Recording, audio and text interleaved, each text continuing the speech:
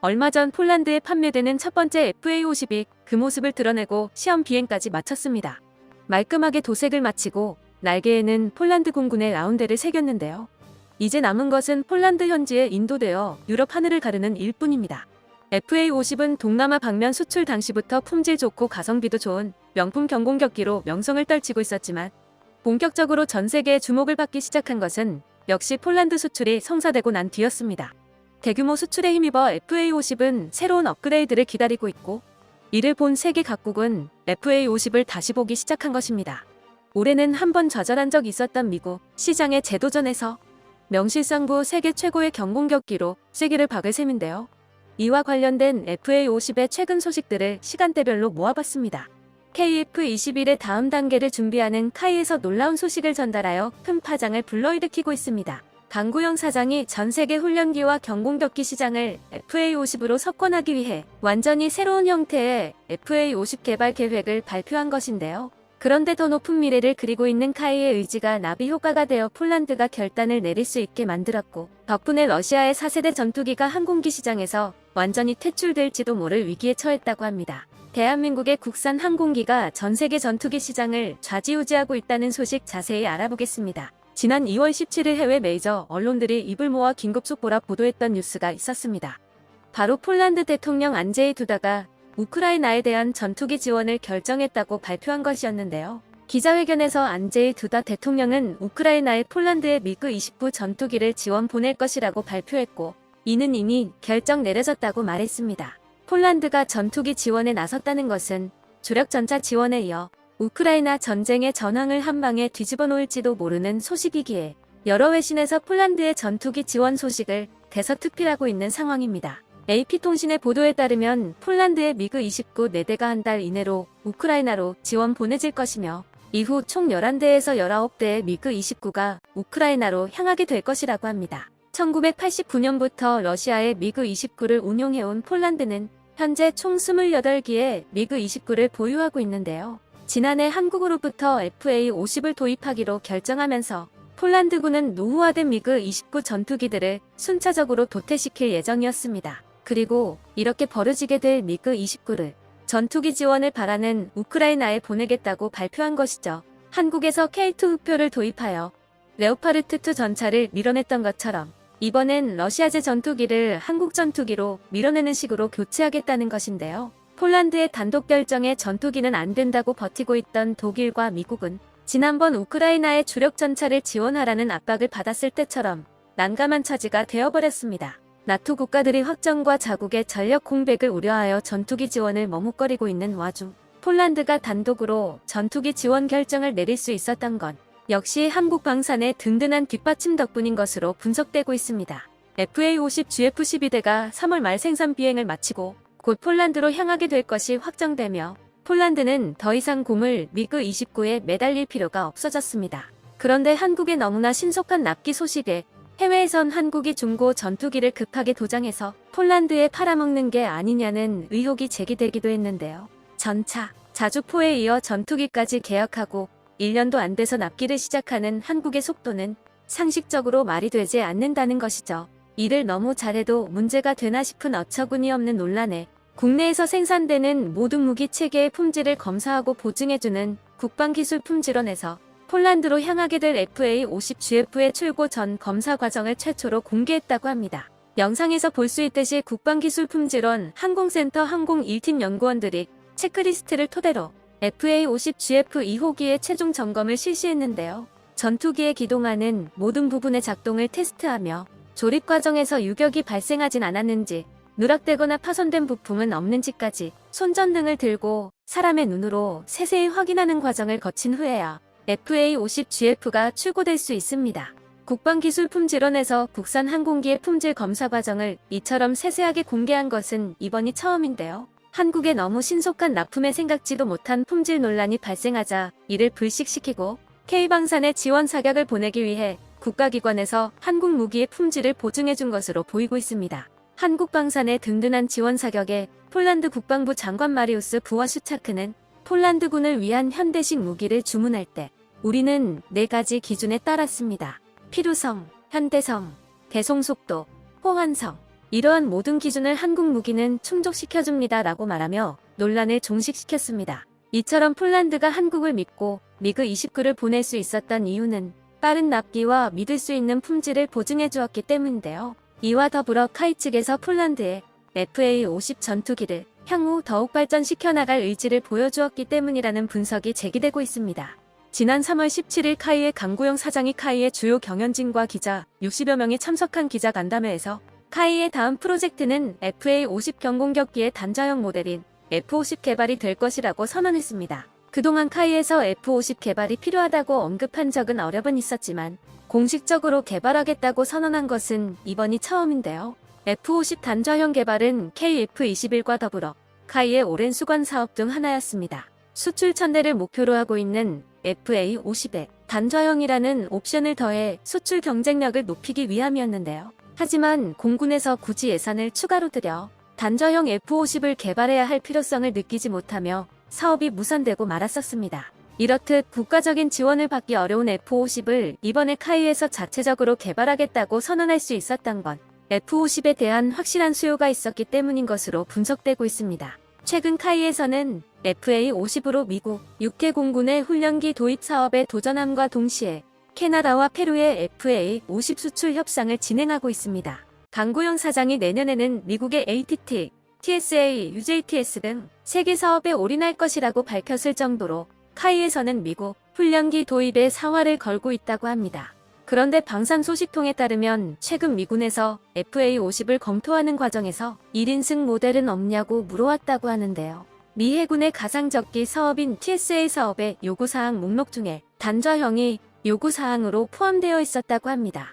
또한 FA-50보다 고성능의 전투기로 자국의 미그-29를 완전히 대체하기를 원하는 페루에서도 카이가 FA-50의 단자형을 개발할 계획이 없는지 물어왔었다고 합니다. 이처럼 명확한 수요가 있고 미국 시장 진출의 돌파구가 될 수 있는 단자형 FA-52기에 개발할 만한 이유는 충분할 것 같습니다. 카이에서는 F-50의 개발을 2024년부터 본격적으로 시작하여 2028년에 완료될 것으로 전망하고 있습니다. F-50 개발 발표 당시 기자회견장에서 유출된 PPT 자료를 살펴보면 기존 2인승이었던 FA-50의 후방좌석을 제거하고 700파운드의 연료 탱크를 장착하여 작전 반경을 25%가량 늘릴 계획임을 알 수 있습니다. 이를 통해 무장 탑재량을 늘리고 A사 레이더 탑재에 문제가 되었던 레이돔 크기를 증가시켜 국산 A사 레이더를 달아 F-50의 BVR 능력을 향상시키는 것을 목표로 하고 있는데요. 이러한 성능 개량을 통해 새롭게 완성될 F-50은 미그-29의 완벽한 대체제가 될 것으로 기대받고 있습니다. 강력한 쌍발 엔진 덕분에 뛰어난 운동성과 가속력을 가지고 있는 미그-29이지만 러시아의 고질적인 레이더 문제로 인해 BVR 능력은 동세대 전투기보다 상당히 뒤처지는데요. F-16과의 모의교전에서 도구 파이팅에서는 미그-29가 압도하는 결과를 보여줬지만 BVR 교전의 결과 F-16의 우월한 레이더 사정거리로 인해 접근조차 하지 못하고 처참하게 박살났었다고 합니다. 이처럼 한계가 명확한 전투기이지만 저렴한 가격 대비 뛰어난 성능으로 폴란드,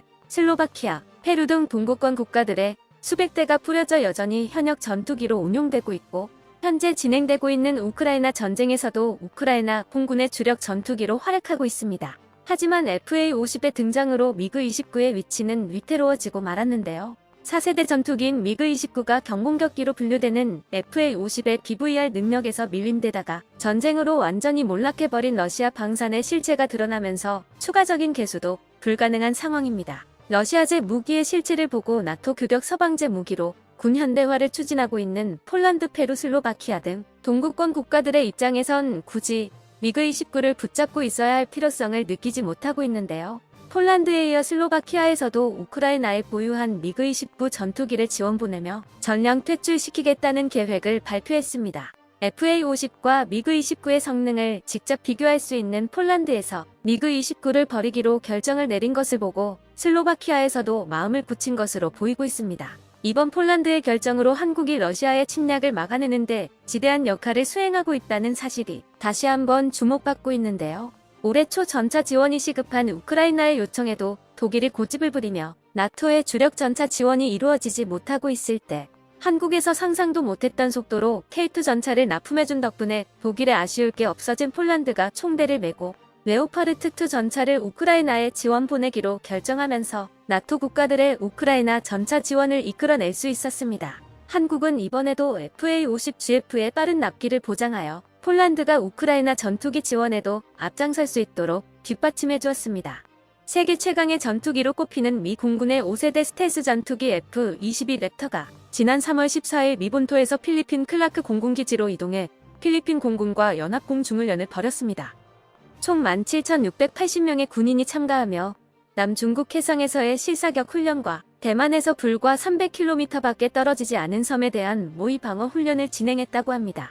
필리핀 상공에서 미군이 이 정도의 전력을 투입한 연합훈련을 벌인 것은 이번이 처음인데요. 미 공군 인도태평양 사령부는 미국 알래스카주 엘멘도르프 리처드슨 합동기지에서 출격한 제525 전투비행단 소속 F-22A 랩터가 오키나와 기지에서 공중급유 지원을 받은 뒤 필리핀 클라크 공군기지로 이동해 필리핀 공군 제5전투비행단과 통합훈련을 실시했다고 그 과정을 밝혔습니다. 이번 훈련은 미 공군의 신속 배치 훈련에 초점을 맞췄으며 실전 상황을 가정하고 최소한의 항공팀 지원만으로 이루어졌습니다. 훈련 첫날에는 F-22 전투기, KC-135 공중급유기, FA-50PH 경전투기 등 참여 항공기들의 조종사 교류 및 성능 파악이 이루어졌고 이튿날에는 F-22와 FA-50PH 두 대의 공중비행 훈련이 실시됐습니다. 제525전 투비행단 소속 F-22 조종사 조바오만 대위는 어떤 작전이든 임무 수행을 위한 다양한 역할과 책임이 주어진다고 운을 뗐습니다. 이어 FA-50의 정밀 타격 능력과 랩터의 제공권 장악 능력으로 우리는 여러 임무 환경에서 서로를 지원하는 치명적인 콤보를 만듭니다. 라고 말했죠. 연합 공중비행 첫 단계는 저공비행을 통해 랩터 조종사들이 필리핀 공군기지 상공 등 지형에 적응하는 훈련이 실시됐습니다. 또한 FA-50 임무 수행 동안 랩터의 공중전 기동 및 전투기간 도그파이트 훈련, KC-135에 의한 남중국해에서의 공중급유 시연 등도 이루어졌는데요. 마찬가지로 F-22의 파일럿인 칼 슈레더 대위는 전투기 전투 능력을 확장하기 위한 공중급유 중요성을 확인하는 한편 F-22 랩터의 공중기동 능력을 발휘할 수 있는 좋은 기회였다고 설명했습니다. 한편 이러한 상황을 탐탁지 않게 여기는 나라가 있는데요. 바로 인도네시아입니다. 필리핀과 마찬가지로 FA-50의 원본인 T-50I를 운용하는 인도네시아가 미국이 FA-50을 인정했다는 이야기가 왜 싫은 건지 의아하게 여기실 수 있는데요. 이는 동남아 국가들 사이에 오랜 기간 쌓인 감정의 골과 연관이 있습니다. 동남아 국가들은 대부분 민족적 정체성에 비해서 독립 이후의 역사가 짧고 그래서 경제적으로는 개발도상국에 위치해 있습니다. 몇몇 국가들 사이에는 민족적인 감정이 있을 뿐더러 주변국들과 성장 속도가 엇비슷한 탓에 경쟁 심리가 매우 심하기도 하죠. 아직까지 동남아 지역의 맹주를 꼽으라면 한 곳으로 정리되지 않을 만큼 지금 이 순간도 각국이 피말리는 성장 경쟁을 하고 있습니다. 그래서 결과적으로 동남아 국가들은 서로 사이가 나쁜데요. 현재 동남아에서만 인도네시아, 필리핀, 말레이시아가 FA-50이나 그 파생형을 도입했는데도 서로가 자기네 FA-50이 더 좋다면서 싸우고 있을 지경입니다. 인도네시아가 필리핀의 훈련 상황을 도끼 눈으로 보는 데에도 그런 배경이 있는 것인데요. 지난 3월 21일 인도네시아 군사 매체 에어타임스는 미국과 필리핀의 합동훈련에 대한 보도를 내보냈습니다. 여기서 물론 조 바우만 대위의 발언도 소개했는데요. FA-50이 F-22와 치명적인 조합을 만들어낼 수 있으며 속도와 민첩성 덕에 전 세계적으로 유명하다고 말한 부분을 그대로 옮겼습니다. 그런데 특이하게도 미국 측 공식 성명에서는 FA-50PH라고 필리핀 수출형임을 정확히 밝혔는데도 이를 옮길 때에는 PH를 떼고 FA-50이라고만 소개했습니다. 즉, 미군이 FA-50PH를 고평가하는 것은 심기에 거슬리지만 그냥 FA-50이라면 자신들의 선택이 옳았음을 확인할 수 있다는 생각이 녹아있는 것입니다. 이런 동남아 분위기와는 별개로 FA-50을 판매하는 한국은 흐뭇한 상황입니다. 이들의 경쟁 심리 덕분에 FA-50은 불티나게 팔렸고 남중국해에 다리를 걸치고 있는 동남아 국가들의 공군 전력 전반에 걸쳐서 간접적인 영향력을 행사할 수 있게 되었기 때문이죠. 미군과의 협정으로 현재 필리핀은 중국 코앞이나 다름없는 위치에 공군기지를 설치하고 있습니다. 이번 훈련 역시 이런 미국과 필리핀의 군사협력을 과시하기 위함이었죠. 한국 입장에서는 판매한 FA-50으로 중국의 턱 바로 밑을 노리고 있는 셈이 되었습니다. 뿐만 아니죠. 이번에 확정한 말레이시아 수출 덕분에 동남아 지역 FA50 계열기의 정비를 도맡아 할 수 있는 유지 보수센터가 말레이시아에 생길 예정입니다. 동남아 한복판에 전초기지도 만들어 놓은 셈입니다. 동남아 국가들이 지금은 저렇게 투닥대고 싸우지만 대만 침공과 같은 긴박한 상황이 펼쳐지게 되면 결국에는 다들 중국을 억누르는 데에 힘을 보태야만 합니다. 그럴 경우 동남아권 공군 전력은 FA50을 매개 삼아 유기적인 국제작전이 가능해지는 것입니다. 몇 달 전 미국 싱크탱크 CSIS의 양안 전쟁 워게임 결과가 보도된 적이 있었죠. 여기서 중국의 패배와 미국의 승리라는 결과가 도출되기는 했지만 승리하는 미국조차도 적지 않은 피해를 무릅써야 할 것이라는 예상도 함께 나왔습니다. 미국은 이 결과에 상당한 자극을 받은 것으로 보이는데요. 역대 최대 규모 국방비를 책정하고 각 분의 획득 사업 전체를 재점검하기도 했다는 점에서 그런 조바심이 잘 드러납니다. 미군이 필리핀에 공군기지를 설치하고 있는 건 역시 이런 조바심에서 비롯된 것인데요. CSIS의 워게임은 기본적으로 일본을 제외한 주변국들의 적극적인 개입이 없다는 전제하에 진행된 것이었습니다. 한국은 주한미군 내 2개 전투비행대들만이 차출될 것으로 여겨졌고 동남아 국가들은 중립을 유지하거나 미군한테 영공통과 허가만 내주는 정도로 수동적인 태도만 취할 것으로 가정됐습니다. 하지만 최근 필리핀이 미중 사이에서의 저울질을 멈추고 미국의 편으로 완전히 돌아선 것으로 변수가 발생했죠. 그뿐만 아니라 제3세계를 자처하는 동남아 국가들이 대부분 미국과 한국 등 서방세계의 무기체계를 도입하고 있다는 점에서 CSIS의 워게임 당시보다 미국 쪽의 세력이 더 커지고 있다는 것을 알 수 있습니다. 대만인들의 바람과는 달리 한국은 가능한 한 양안전쟁에는 손을 대지 않을 것입니다. 요즘처럼 미국 측 세력이 규합되고 있더라도 말이죠. 한국은 단지 중국이 싫을 뿐이지 한국에 딱히 잘해주지도 않는 대만 같은 나라를 구해줄 의리는 없습니다. 하지만 대만이 패배하고 중국의 세력이 커지는 것 역시 한국한테는 바람직하지 않죠. 물론 미국은 한국의 적극적인 동참을 요구해올 것입니다. 한국은 단연간의 방산기술 연구와 무기 수출을 통해 이런 상황에서 효자 상품인 FA50을 통해서 양안전쟁에 우회적인 기여를 할 수 있게 되었습니다. 동남아 각국의 FA50 유지 보수에 대한 기술적 지원을 제공하는 수준에서 한국은 소모를 최소화하면서 양안전쟁 상황에 영향력을 미칠 수 있는 것입니다. 미군 파일럿이 FA50과의 합동작전을 연습하고 그 성능에 대해서 굳이 발언한 것에는 이런 뒷배경도 있는 셈인데요. 한국 군인이 타지 않을 뿐이지 한국이 판매한 전투기로 한국이 판매한 무장을 쏘며 중국과 싸우게 될 것이기 때문에 그 성능을 확인하고 과시해줄 필요가 있었던 것입니다. 중국을 상대로 한국이 판매한 FA50이 동남아에 쩍 깔렸고 앞으로도 더 팔릴 텐데 이 전투기와 함께 훈련을 해보니까 성능이 또 만만치가 않더라는 메시지를 던진 것이죠. 미 공군 성명에서 바우만 대위는 다국적 목표를 지원하면서 전 세계 어디에서나 안전하고 효과적인 작전을 수행할 수 있는 능력이 있음을 보여주기 위해 동맹국과 통합하는 것이 중요합니다. 라고도 말했습니다. 미 공군이 구상하는 F-22와 FA-50의 합동작전은 F-22가 공대공 전투를 통해 제공권을 장악하고 FA-52 공대지 정밀 타격으로 지상의 적을 제압하는 방식으로 진행됩니다. 바우만 대위의 발언은 이 조합이 매우 강력해서 지구상의 어떤 곳에 숨더라도 피할 수 없을 것이라는 자신감의 표출인데요. 심지어 안전한 작전을 펼칠 수 있다는 언급을 함으로써 F-22와 FA-50 조합을 견제할 수 있는 적수가 거의 없다는 점도 밝히고 있습니다.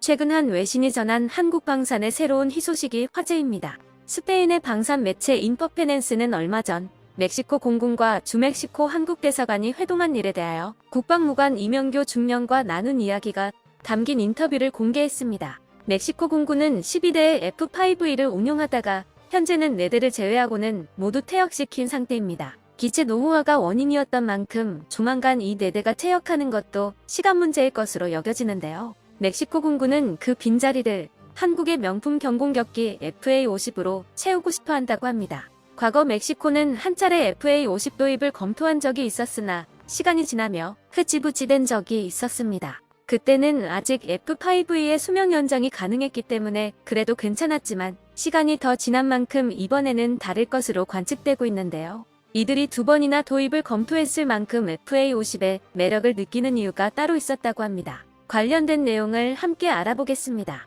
이명교 주멕시코 한국대사관 국방무관을 만난 인퍼페넨스는 멕시코가 타진해온 제안이 어떤 것이었는지, 또 추후 중남미 방면에 판매될 수 있는 한국 무기에는 또 어떤 것들이 있는지 이것저것 질문했습니다. 먼저 멕시코 측이 원하는 FA50의 수량과 도입 조건에 대한 이야기로 시작했는데요. 이에 대해 이야기하려면 멕시코가 처음 FA50의 도입을 검토했던 당시의 상황을 먼저 살펴봐야 합니다. 멕시코는 주기적으로 항공우주 박람회 파맥스를 개최하는데요. 방산 박람회가 다 그렇듯이 멕시코도 이 자리에서 세계 각국의 무기를 둘러보고 그중 일부를 거래하기도 했습니다. 2019년 개최 당시 멕시코 공군은 한국의 FA50에 관심을 보이며 나름대로 이야기를 진전시켰던 것으로 전해졌죠. 펠릭스 살가도 당시 멕시코 국방위원장이 직접 박람회에 참여한 카이푸스를 찾고 FA50을 살피기도 했었는데요. 하지만 결국 남은 F5E의 수명을 더 연장시켜 사용하기로 결정이 나면서 이 논의는 흐지부지 됐습니다. 그런데 이로부터 4년여가 지난 얼마 전 멕시코 측에서 다시 한국 대사관에 FA50 도입을 비롯한 군사협력에 대한 이야기를 꺼내온 것인데요. 이젠 F5E의 노후화가 너무 심각한 수준이라 수명 연장의 한계도 머지않아 찾아올 것으로 판단했기 때문인 것으로 보입니다. F5 계열 전투기들은 과거 일일이 세기도 힘들 만큼 많은 나라에 팔렸지만 지금은 너무 오래돼서 그중 절반 이상의 나라에서 완전 퇴역 처분된 기종입니다. 한국만 해도 여전히 F5를 운용하고는 있지만 직도입뿐인 F5F는 40년이 넘어가고 있으며 라이센스 생산된 KF5 역시 최소 37년을 운용했습니다. 한국이 F5를 제때 교체하지 못했던 것은 IMF 사태로 인해 F-15나 F-16 등 전술기로 주력 기종을 바꾸려던 계획이 대부분 어그러졌기 때문이었습니다. 때문에 한국은 지금까지도 KF-21의 배치가 시작되는 내후년까지 울며 겨자 먹기로 F5를 써야만 하죠. 하지만 최근 들어서는 잊을만하면 추락사고 소식이 전해지게 되면서 F5를 한시라도 빠르게 조기 퇴역시켜야 한다는 결론이 모아진 상태입니다. 그리고 KF-21이 배치될 때까지 그 공백은 FA50을 추가 확보해서 메우기로 되어 있습니다. 그 몇 년 사이에 FA50의 개량의 속도가 붙고 KF-21의 개발 역시 예상 일정보다도 빠르게 이루어지고 있는 것은 수출 실적을 통해 자극을 받고 있기 때문만은 아닙니다. 아직도 F5에 몸을 싣고 추락 위험을 무릅쓴 영공 방어에 힘쓰고 있는 국군 장병들의 생명을 지키기 위한 개발진의 사명감이 국산 항공기의 개발에 채찍질을 하고 있는 것입니다. 한국과 마찬가지로 전투기를 아예 없앨 수가 없어서 F5E를 다 퇴역시키지 못한 멕시코는 한국이 처한 상황을 주시하고 있었는데요. 한국이 FA50으로도 F5의 자리를 대신할 수 있다는 자신감을 보이자 드디어 확신을 얻은 것으로 보입니다.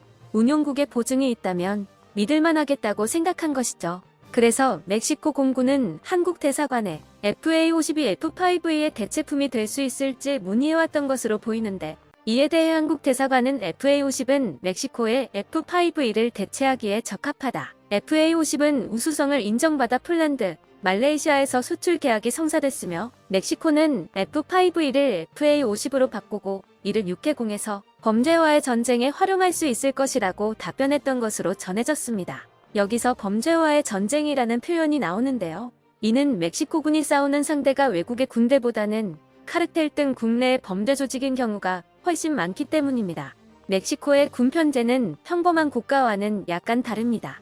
국방조직이 국방부와 해군부로 분리되어 있으며 국방부에서는 육군과 공군을, 해군부에서는 해군과 해병대를 운영합니다. 또한 합동참모본부가 없어 각 군이 다 따로따로 노는 식인데요. 군이 이런 식이어도 운영이 되는 이유는 국토가 미국의 지근거리에 있고 군사 지원도 어느 정도 받고 있는 터라 사실상 국가 간 전면전의 위협은 거의 없고 대신 내부의 범죄 조직들의 제어에만 힘쓰면 되기 때문입니다. 사실상 3군 합동작전은 대통령 경우 외에는 없다고 하죠. 멕시코 육군은 고질적인 부패 문제를 떨치지 못하고 있고 국가 전반에 깊게 뿌리내리고 있는 카르텔과의 유착도 부정할 수 없는 수준이라고 하는데요. 그래서 FA50 도입에 관심을 보이고 있는 멕시코 공군은 같은 국방부 휘하의 육군보다는 차라리 해군부의 해군과 가깝다고 합니다. 특히 이 둘은 국경을 넘어오는 미립국이나 카르텔 조직의 약물 밀수를 단속하는 데 자주 힘을 합치고 있다고 하는데요.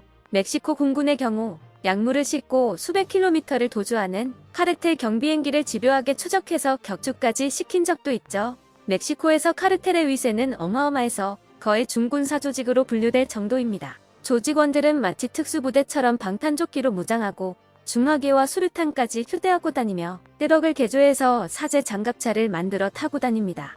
심지어는 약물 밀수를 위해서 사제 잠수정까지 만들어서 운용하며 이젠 소형 드론으로 폭격까지 한다고 하죠. 범죄 조직이 이 정도까지 커졌으니 이젠 공권력도 어지간한 장비로는 이들을 상대할 수가 없는 수준이 되었습니다. 어찌 보면 사회 전반에 퍼져서 암세포처럼 뿌리박고 있다는 점에서 외적보다도 위험하고 상대하기 힘든 적이라고 할 수 있는데요. 멕시코 공군이 국가 간 전면전에 대비할 필요가 그다지 없는데도 전투기를 포기하지 못하는 이유가 이것입니다. 카르텔을 상대하려면 공대지 근접 항공 지원이 필요할 지경이 되어버렸기 때문입니다. F-5E의 경우 그런 임무를 수행하기에는 최적의 기종이었지만 노후화를 피할 수는 없었죠. 멕시코 공군이 현대적인 전투기 중에서 이런 임무를 수행할 대안을 찾다가 발견한 선택지가 바로 FA-50이었습니다.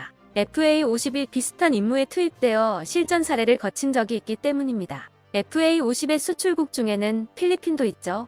2016년 필리핀은 FA-50PH를 자국 내 무슬림 반군 조직 아부사야프의 공습 작전에 투입했습니다. 아부사야프는 IS와 연계가 있을 것으로 추측되고 있었고 극단주의 무장단체로서 그 지도자는 미국 국무부로부터 테러 용의자로 지목된 인물이었는데요. 필리핀 공군은 이들의 캠프를 특정한 후 FA-50PH로 마크 82, 500파운드 무유도 포탄으로 공습을 가해 쑥대밭으로 만들어주었죠.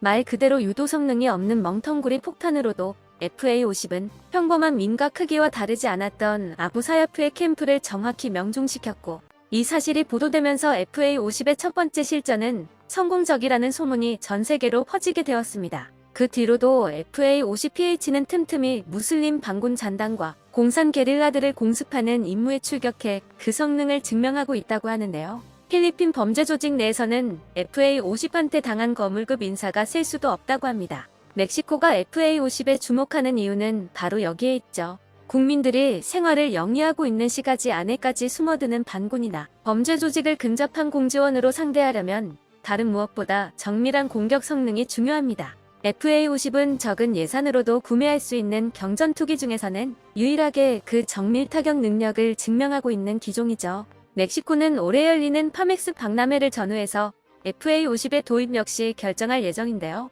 한국은 이를 기회로 멕시코의 다른 무기들도 소개하고 홍보하고 있습니다. 특히 멕시코 공군이 현재 사용 중인 PC-7 프로기를 대체할 수 있을 뿐더러 FA-50의 훈련에도 활용할 수 있는 KT-1 웅비, 시가지 공중 정찰 임무에 최적화된 수리온 헬기, 마찬가지로 시가지 병력 기동에 유리한 소형 전술 차량 등을 멕시코에 적극적으로 추천하고 있죠.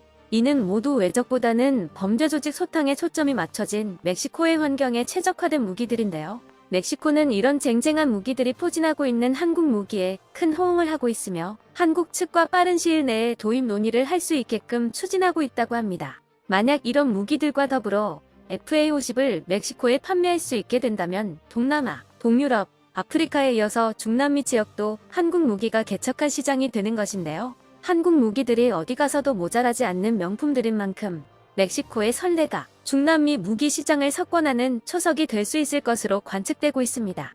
최근 일본이 신규 훈련기 도입으로 골머리를 썩고 있다고 합니다. 전투기만큼이나 중요한 것이 파일럿 양성을 위한 고등 훈련기입니다. 옆나라 일본에서도 노후화된 T4 훈련기를 대체하기 위해 신규 훈련기 도입을 고려하고 있다고 하는데요. 현재 일본 항공자위대의 중등 훈련기인 가와사키 T4는 80년대 일본 항공기술력을 결집하여 만든 일본 항공산업의 자존심이라 할 수 있는 항공기였습니다. 200대나 생산되어 일본 항공자위대에 도입되었고 우리나라의 블랙기술 같은 일본의 특수비행팀 블루임펄스에서 사용하고 있는 항공기이기도 하죠. 하지만 T4 훈련기의 최고 속도는 아음속에 지나지 않기 때문에 일본 항공자위대의 주력 전투기들인 F2, F-15 등과 격차가 너무 커 파일럿들의 훈련에 적합하지 않다는 지적을 받아왔었는데요. 결국 2022년부터 일본 역시 고등훈련기 도입을 위한 사업을 본격적으로 시작했습니다. 중등훈련기인 T4는 일본에서 직접 개발했었지만 이번 신규 고등훈련기는 해외에서 도입하게 될 것으로 보이며 현재 보잉의 T-7A와 이탈리아의 M346 사이에서 고민하고 있다고 합니다. 하지만 자세히 살펴보면 일본에게 선택지는 보잉의 T-7A밖에 없다는 걸 알 수 있는데요. 이탈리아의 M346은 기체 획득 비용과 유지비가 저렴하고 파일럿 훈련을 위한 내장 전술 시뮬레이터 등 최신 스펙을 갖추고 있지만 기체의 성능이 T-50보다 한 체급 떨어지는 천음속 기기의 비행 성능이 다소 뒤떨어지며 무엇보다도 유로파이터와 미그-29와 같은 유럽제 전투기 훈련에는 적합하지만 F-16과 같은 미국 전투기 기종 전환 훈련에는 부적합하다는 문제점을 가지고 있습니다. 이 때문에 M346을 운용하고 있었던 폴란드에서도 F-16 훈련의 난관을 겪어 FA-50을 구매하게 만드는 계기가 됐었죠. 미국 전투기를 주력으로 사용하고 있는 일본 역시 마찬가지이기에 남은 선택지는 보잉사에서 현재 개발 중인 T7밖에 없어 일본 언론에서도 T7의 개발 현황을 지속적으로 보도하며 주목하고 있었습니다. 물론 T-50이라는 세계적인 베스트셀러이자 걸출한 고등훈련기가 있지만 일본이 자존심 때문이라도 한국 무기를 도입할 리가 없었고 우리나라 역시 일본에 팔아줄 리가 없었기에 고려의 대상이 되지 못했었습니다. 그런데 최근 보도된 한 기사로 인해 일본에서도 자존심을 굽히고 T-50을 도입해야 했었다. 지금이라도 T-50을 도입하자는 여론이 높아지고 있다고 합니다. 지난 16일 일본의 군사 언론 한국만능론에서 T-7A의 개발 상황이 순탄치 않다. 양산기 인도 2023년에서 2025년 이후로 변경이라는 제목의 기사가 보도되었습니다. 그 내용은 미군에서 채용하고 일본에서도 도입을 고려하고 있는 보잉의 T-7A의 개발 상황이 좋지 못해 전력화는 예정일보다 훨씬 늦어진 2027년이나 되어야 가능할 것 같다는 보도였습니다. T-7A에 도입한 신형 사출 좌석에 심각한 결함이 발생했기 때문이라고 하는데 T-7의 개발 지연은 이번이 처음이 아니었습니다. 본래 T-7의 양산 시기는 2021년으로 예정되어 있었으나 기체에서 윙락이라는 추락까지 이어질 수 있는 치명적인 결함이 발견되었기에 개발 기한이 대폭 연장되어 생산이 지연되고 말았습니다. 그리고 2023년에 들어 본격적인 양산에 들어가나 했었는데 또다시 결함이 발생하며 기약 없이 지연되고 만 것이죠. 본 기사에서는 T-7이 이대로 지연을 반복한다면 미 공군의 ATT 사업, 미 해군의 TSA, UJTS 사업의 입찰이 어려워질 수 있고 전력화가 늦으면 늦을수록 잠재적인 고객을 T-50과 같은 경쟁자에게 빼앗기게 될 것이라고 경고했습니다. 계속되는 지연 소식에 보잉의 악몽이 T-7에서 재현되고 있다며 일본 밀리터리 마니아들이 질색하는 반응을 보여주고 있는데요. 과거에도 보잉은 일본과 미국의 공중급 6기로 크게 뒤통수를 때린 적이 있었습니다. 보잉의 신형 공중급 6기 KC-46 일명 페가수스는 미 공군의 노후화된 KC-135 공중급 6기를 대체하기 위해 개발이 시작됐었습니다. 그리고 마침 공중급 6기 신규 도입이 필요했던 일본과 한국에서도 보잉의 KC-46 관심을 가지고 주목하고 있었는데 여기서 선택이 갈렸습니다. 일본은 KC-46을 대당 1억 7,300만 달러의 가격으로 도입하기로 결정했었고 반면 한국은 KC-46 대신 에어버스에서 A330 MRTT 시그너스를 도입하기로 결정했었습니다. 당시 한국 공군에서는 기체 선정 당시 KC-46은 아직 개발이 진행 중인 기체였던 반면 A330 시그너스는 다수 국가에서 운용하고 있는 검증된 기체였었고 후보 중 가장 기체 규모가 커 수송 임무에 유리하다는 이유 등으로 시그너스를 채택했었습니다. 도입 초기에는 시그너스의 기체 가격이 가장 높고 조익 폭이 넓어 운용 가능 공항도 제한되며 미국에 비해 후속 지원이 다소 부족할 유럽의 항공기를 샀다는 이유로 무수한 비판을 받았었지만 이후 KC-46의 처참한 실태가 드러나며 한국이 올바른 선택을 내렸었다는 사실이 밝혀졌었습니다. 미국의 차세대 전력으로 많은 기대를 받으며 개발에 들어갔던 KC-46이지만 보잉에서 약속했던 것과 달리 수년이나 인도가 지연되며 보잉이 감당해야 할 비용이 눈덩이 굴리듯 늘어났습니다. 그리고 오랜 기다림 끝에 2019년 미 공군에 인도된 1호기에 심각한 결함들이 발견되며 미군에서 인수 중단을 선언하는 사태가 발생하고 말았습니다. 항공기로 운용할 수 없는 여러 가지 결함들이 발견되었고 심지어 기체 내부의 산업용 쓰레기들이 치워지지 않은 쓰레기통이나 다름없는 상태로 미군에게 전달되었다고 합니다. 보잉사의 이 같은 문제는 처음이 아니었고 지난 수년간 보잉에서 제작한 항공기 내부에서 도구, 헝겊, 기타 쓰레기 등이 발견되는 문제가 발생해 왔었는데요. 심지어 보잉에서 제작 중인 에어포스1 제트기에서 빈술병들이 발견되기도 했었습니다. 미 대통령이 탑승해 있는 동안 하늘의 백악관으로서 미 정부의 역할을 수행하는 에어포스1마저 이 모양으로 만들고 있는데 보잉사의 다른 항공기들이라고 멀쩡하게 제작되고 있을 리가 없겠죠. 미 공군의 인수 중단 후에도 이러한 문제들은 오랫동안 고쳐지지 않았고 2차로 인도된 KC-46에서 새로운 문제들이 발견되면서 미 공군과 일본 항공자위대의 속을 까맣게 타들어가게 만들고 있습니다. 인수 중단 후에도 이러한 문제들은 고쳐지지 않았고 오히려 새로운 문제들이 발견되면서 미 공군과 일본 공중자위대의 속을 까맣게 타들어가게 만들었습니다.